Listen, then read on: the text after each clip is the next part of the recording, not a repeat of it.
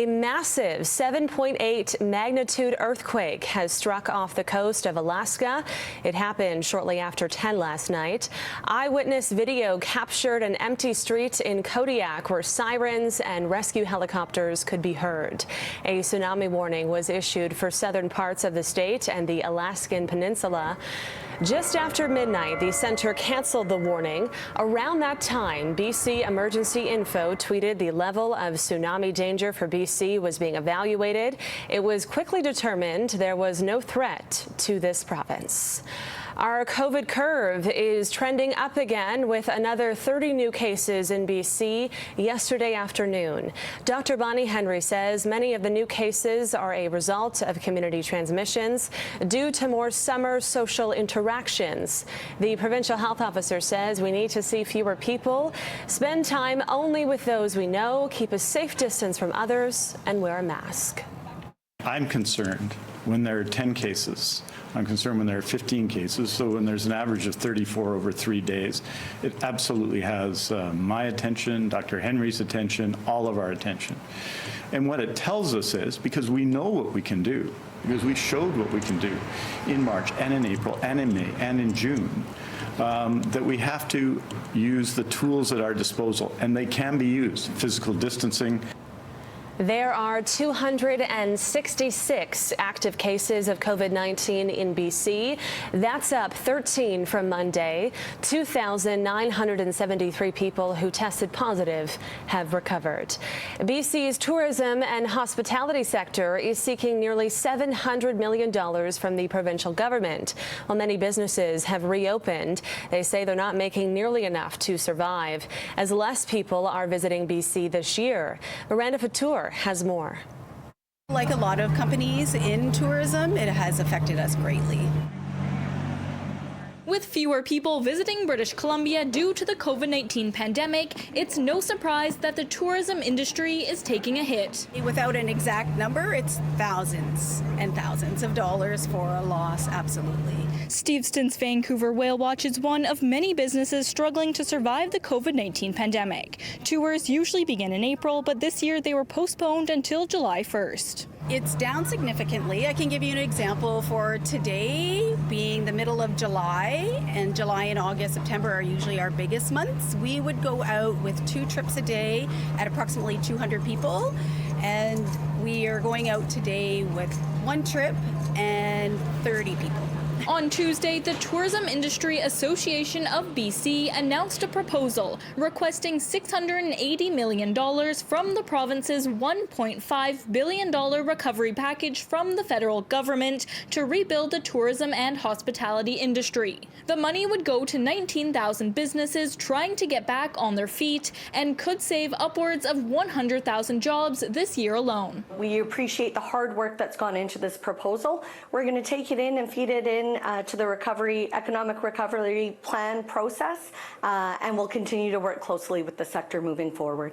The requested funds are broken down into 3 categories: $475 million for operating grants, $190 million for costs adapting to COVID-19 realities, and $15 million for supply chain upgrades.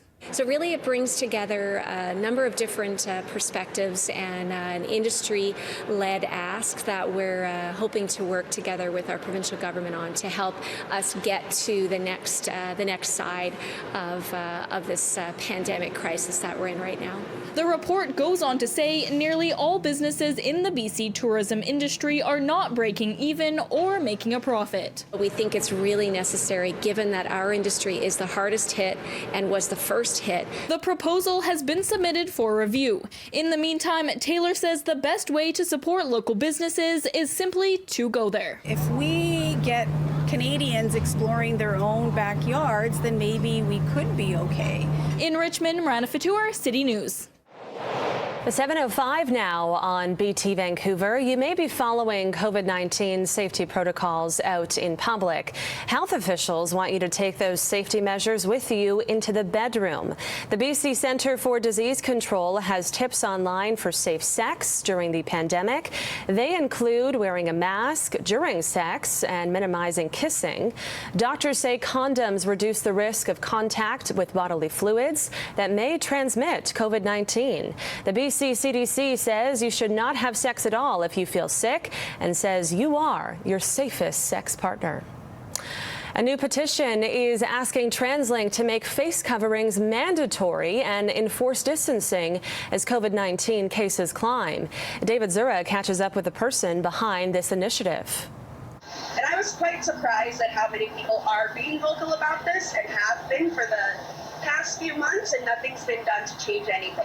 We are hearing from customers that they would like to see mask use on the system be more widespread. Should masks be mandatory when taking transit? A Vancouver woman thinks so and has started an online petition. I just noticed that TransLink has not been enforcing any of the COVID precautions that they say they have in place. And I got pretty fed up with this, so I took to Twitter and I saw a lot of other people complaining as well, so I thought best action would be to start a petition. After having taken a couple of trains now myself, I would say about half of the people here were wearing masks on the ride. Now, for me, social distancing wasn't so much of an issue. It's only about 2:30 in the afternoon. It's no secret the experience changes quite a bit as we get into the rush hour. I was coming home from work and I noticed maybe less than half of the people were wearing masks and the bus was overcrowded. I was basically like hugging people next to me and it was super uncomfortable. Now, she's not alone. We've seen lots of posts on social media like this one calling masks the new sexy and urging peers to wear them on the bus. In a Twitter poll shared by our sister station News 1130, 94% of respondents think masks should be mandatory on transit. I think it's safer. I'm not wearing a mask right now, but as soon as I go on, I'll put it on. It should be mandatory. Sometimes I'm not comfortable wearing mask because I feel like I'm more suffocated. Kelsey does tell us she did try reaching out to TransLink first before she started her petition. They basically just gave me a pretty simple PR response that they are doing social distancing, encouraging masks, but I have not seen any of those things enforced. Meanwhile, TransLink says it is hearing more interest in widespread mask use, but is taking its advice from the province.